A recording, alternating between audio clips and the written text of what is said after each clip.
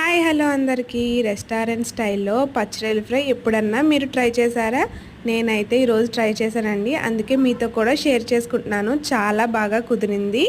ఎలా చేసేలా చూసేయండి. ఇందులో కారం కన్నా పచ్చిమిర్చి టేస్టే చాలా బాగుంటుందండి. అందుకే ముందు మీ టేస్ట్కి సరిపడా మీరు ఎంత కారం అయితే తింటారో దానికి సరిపడా పచ్చిమిర్చి వేసుకొని వేగిన తర్వాత ఉల్లిపాయలు బాగా వేగనవసరం లేదు. కొంచెం వేగిన తర్వాత అందులో పచ్చిరొయ్యలు వేసేసుకొని ఉప్పు పసుపు వేసుకొని అందులో వాటర్ పోయేంత వరకు మూత పెట్టి మగ్గించుకోవాలి.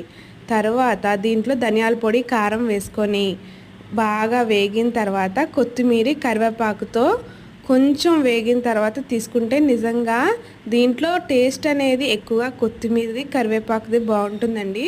నిజంగా టేస్ట్ అనేది చాలా బాగుంటుంది. రసంలో కానీ సాంబార్లో కానీ చేసుకున్నప్పుడు ఇలాంటి ఫ్రై ఒకటి చేసుకుంటే నిజంగా సూపర్ ఉంటుంది. మీరు కూడా ట్రై చేసేయండి.